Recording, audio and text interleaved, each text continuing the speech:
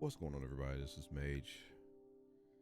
It is about 6 a.m. my time right now, and I kind of wanted to take advantage of me talking about how I like to play Marvel Snap and also how I've played card games in general for the last 20 years. That I've been able to play card games in a said way and demonstration I'm going to give you. I literally just finished the game, and I'm on the screen still from me finishing the game. I didn't even get out of it, and it was a game that I won. And I want to share this moment because a lot of people do not actually think about the thought process that goes behind playing games and how the win or the loss, of course, is going to make you feel good or feel bad, at times, but on how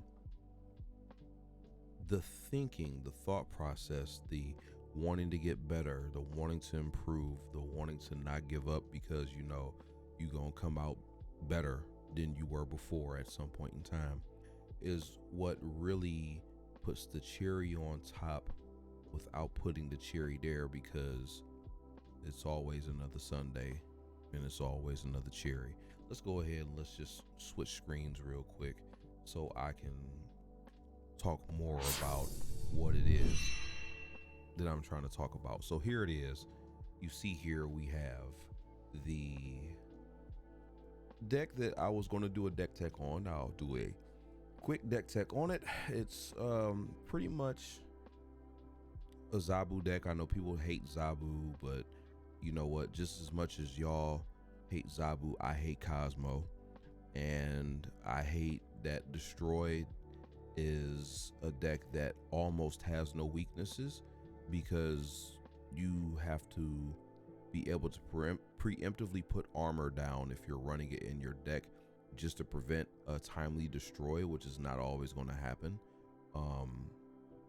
And there's not a lot of tools you could really use against it.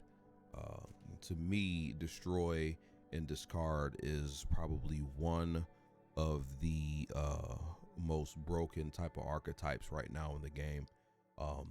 More so over a lockjaw.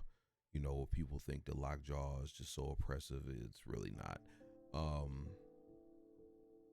Discard and destroy, along with Patriot and decks with Cosmo, can all jump off of a short plank after a long walk. But anyway, let's go ahead. Let's show here what's going on. So turn one, I saw our opponent play Quicksilver, and they then play Scarlet Witch, which ended up changing this location that switched places because it was over here. It changed it into this, but before it was something that wasn't necessarily the greatest or beneficial. So I went ahead and I did not have this turn one. I had to play this turn two. So I played Yondu here on turn two to challenge the Quicksilver and the Scarlet Witch, and also get a card which happened to be Wong. And as soon as I saw Wong, I'm like, yeah, I know what kind of shenanigans we in for. I smell it already. So we go on from there. Turn three, I laid Daredevil here. They ended up having Sentinel, then Sentinel, pretty much. They didn't do a whole lot. Cosmo came out at the very end of the game. Cosmo did not come out in the beginning. This was like the very last card that came out. So turn four came, and I laid Jessica Jones here, because I did not intend to put anything else here. I was just gonna let this, sit, marinate, chill on ice. Daredevil was going to give us the absolute pleasure of seeing what our opponent's turn five play was going to be, which happened to be White Tiger. So add a 7 power tiger to another location. We all know what the White Tiger does. So the tiger went over here. So I played Spider-Man right here, and the reason why I did is because I'm like, okay, Quicksilver, Scarlet Witch, I don't really see anything there. I guess it's like guaranteed turn 1 play, something to do on turn 2 if you don't like what's going on. Sentinels, obviously, because you can play them, and I mean they're good. It's a 2 energy 3 power card that then puts another one in your hand. I mean, it's not bad at all. So I'm saying to myself, there's no juice in the early parts of the game. There's no juice. Like, I had Enchantress, I had Killmonger. Killmonger is killing Quicksilver right now. Not worth it. I had Cable, not in the opener, of course, but I kind of got Cable somewhat early, and I said I want to play Cable, but you know what? It's not that important.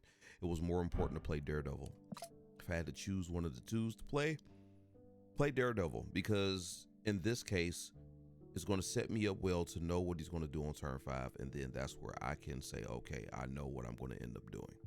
Killmonger does nothing for me other than kill Quicksilver, and Enchantress is not going to do anything, considering that they didn't have any ongoing effects. Like I said, Cosmo came at the very last, and the fact that Cosmo eliminates on reveal pretty much, I wouldn't have been able to use Enchantress against Cosmo anyway. Ooh, excuse me, a little tired. So when we saw him go here, like, oh yeah, put Spider-Man right here, web it down, keep him from being able to go here again, because White Tiger only has 1 power. I lock this down, I win this lane, because this deck is not doing anything with moving. There's no moving in this type of deck, and I know they probably have Odin, so that being the case, if we lock this down, they can't play Odin here and then get a Tiger to go here, even though honestly I didn't care if they would have laid a Tiger here, because I was not trying to win here. I already won this because of Spider-Man locking this down. They can't move, and then he had 3 bodies here. Like, all right, so we're going to go here because we're going to try to win with Magneto on the left, see if they play anything that's I'm going to yank over, or am I just going to buff up stats, which in this case pretty much I yanked over Cosmo, but that does nothing because Magneto is going to yank over, and that's it. And then you have to see what's going to come out of that, and obviously, I win on stats. There's the game. Turn 5, knowing what my opponent was going to play is what won me the game. Given the fact that I had Spider-Man, I could lock him out, and I do also have other cards that could have done a preemptive locking out or just a locking out period. Like, I do have access to Professor X, even though I don't think he's in this particular run of the deck, but I do play a couple of decks that good old Charles is in. But thinking ahead and also being able to know what's coming is really what won me the game. Not just overall, oh, it's just all Maje, it's just all knowing and all he's great. No, it ain't even all that. It's really not. We get to upgrade Enchantress again. This is the first Infinity split from Enchantress. 3D. Never gets old seeing your cards progress. Never gets old. All right, so let's go ahead and let's go over the deck, shall we? Let's go over Disruption. So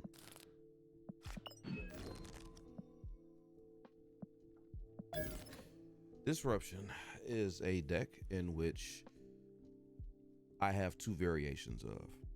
This is the latest of the variations that I am kind of giving my own test run to. So the reason why there's 2 variations is because there's a version that has not only Storm and Jessica Jones and Spider-Man, but it also has Professor X, because Professor X pretty much does the same thing as Spider-Man, only better, because he totally locks down the lane. Nothing can be moved out of it, nothing can go into it. Like, the lane is dead. As soon as he comes in, lane is dead. There's nothing that could be done about it. Lane is just gone. Goodbye. He says, you know what? Now the other two lanes must be put in play. The only thing that's going to deal with Professor X's lane would be something like Galactus. That's about the only thing that would probably have an effect on a lane that has Professor X in it. And Daredevil works well without Professor X. I mean, the reason why this deck works so well is because your goal with this deck is to basically disrupt the plays of your opponent using various tools that you see here in the deck that are going to combat a lot of what you automatically see running the ladder. Yondu is just going to take a card and just, you no longer have this card in your deck. And when it hits things like Wong, which it hit Wong when I played it, that's great. When it hits things like Death, when it hits things like Ultron, Patriot, you know, like the heavy hitters that basically decks are revolving around and need to actually win, you love it when you see it. So that's the reason why Yondu's here. Cable is also doing the same thing. Cable is here basically to yank a card from your opponent, so that way they no longer have access to it. I really like Cable. Like, Cable really comes in handy because it gives you information about the deck, even if you played turn 1 or turn 1 and 2 and you really don't have a feel for what they're doing. Cable, yanks a card, you start getting a little bit more information, and you now deny them that card that you yanked. Daredevil, I've already talked about that. Storm basically locks a lane down. You can move cards into a lane that's flooded. She does not say that you can't move cards, you just can no longer play them in that lane, but that still a lot of times is enough. That's still enough to be able to just, you no longer can play cards here. A lot of times is enough. Zabu, I mean, obvious what he's doing. I get people don't like the hate that play with Zabu, obviously, and I get that people don't like Zabu, but once again, there are other things in Marvel Snap that are way worse than Zabu. Zabu is definitely not the worst thing that the game has to offer, and I know that they're going to be trying to change him along with Silver Surfer, which to me is more oppressive, because you can rogue Zabu, you can enchantress Zabu, you can't rogue and enchantress Silver Surfer, and Silver Surfer is played at the end. You can't really play around Silver Surfer the same way you can actually neutralize Zabu. So like, I don't get the hate. You can play around this, you can do something with this. You can't with Silver Surfer, you can't with some of these other cards that are meta. So I've talked about this way too many times, but obviously this card is in here because you have 4 cost cards in the deck. Killmonger, because it's killing off all the like 1 cost cards. We only have 1. If Yondu dies, it's fine. It's not the end of the world for us if Yondu dies. It gets rid of the Squirrel Girl tokens and other smaller cards, the raptors in the locations. Like, it gets rid of rocks. It does a lot for you getting past things that are going to get buffed off of, like Khazar and Patriot. So that being the case, yeah, we need him in the deck. Spidey locks lanes down. Enchantress hits things like Devil Dinosaur, it hits Mystiques, it hits Wongs, it hits anything basically that is going to have like an ongoing thing. So you want that. You want this. Like, nah, you're not doing this anymore. Jessica Jones basically is a 8 power card for 4, as long as you don't play a card in that lane on the next turn, which a lot of times, of course, you don't have to. She's one of the earliest cards you get, and she still is one of the greatest cards in the game for turn 4. She's phenomenal. Moon Girl because you want to be able to duplicate your hand so you can have more options. You want more fours, of course, to duplicate, because there'll be two if Zabu is on the board, and you have so many fours anyway. This is really what you want to be hitting a lot of fours, like as many fours as you got. Good card for what she does. Then Rock Slide because he's a 6 power card that also puts 2 rocks in their deck, so it can kind of mess up their draw when you play them. We are disrupting our opponent the best way we can. This helps do that. And then you have Magneto at the end. So Magneto could be replaced, but the reason why I like Magneto is because he's ripping cards from other lanes, which then can drop their power down in the lane, and then you could have a whole different ball game at that point. And don't let it be something like Fisk Tower, or Rickety Bridge, something like that. You just yank cards over and you just destroy stuff, and it's hilarious. He does a lot of disrupting at the end of the game when you play him, and he also has great stats for his cost. So that being the case, he's Hulk with an ability, by far one of my favorite 6 drops that I've seen so far in the game. Everybody's playing Dr. Doom. I would like to play Dr. Doom, but I don't have Dr. Doom, and that's for another topic that I do want to touch at some point. But I don't think I will play Dr. Doom in this deck. I could, but I don't think I would. And the reason being is because Dr. Doom does not disrupt your opponent. Dr. Doom is 15 power in stats in 3 lanes. That's not disrupting your opponent, where this is. The theme is to disrupt, and it can do a good job of doing so. It's not guaranteed to do it every time that you want it to happen, but I have fun playing the deck, and I have gone up and down ranks because I'm not the player that cares about cubes. Like, you got to show me that you got it. I don't care. This is my first month playing. I'm learning the game. I did not allow the want for cubes to keep me from playing it out. And I have won some 8 cube games because I refuse to fold, and I refuse this. I'm going to escape. We gonna play this out. And I've thanked myself for that, the winning and the losing, because it's showing me the ways I would, of course, lose, but it also has granted me quite a bit of 8 cubes, and it's just been fun.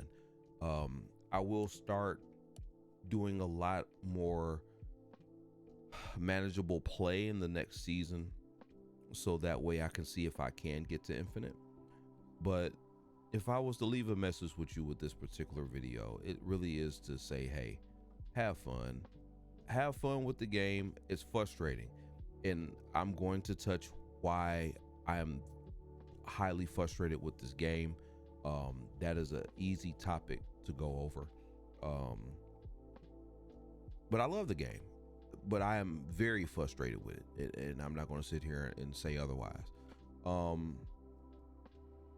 But it's been fun while I have been learning the game so far, and we're going to see where it goes. But with that being said, I'm going to get ready to call it on this one. And before I go, shout out to Chill Hop Music. Give them a visit at chillhop.com. The song that's been on repeat. Love the song. It's done a lot for me in these past few months, especially. It is Power Off by Alum Iverson and Little Blue. Once again, shout out to Chill Hop Music, because I've been listening to them for years now, and sometimes when I need to just bring it in and relax, they've always been there for me. But I'm out of here. Until we meet and greet again, folks, you take care of yourself, and I will holler at you later.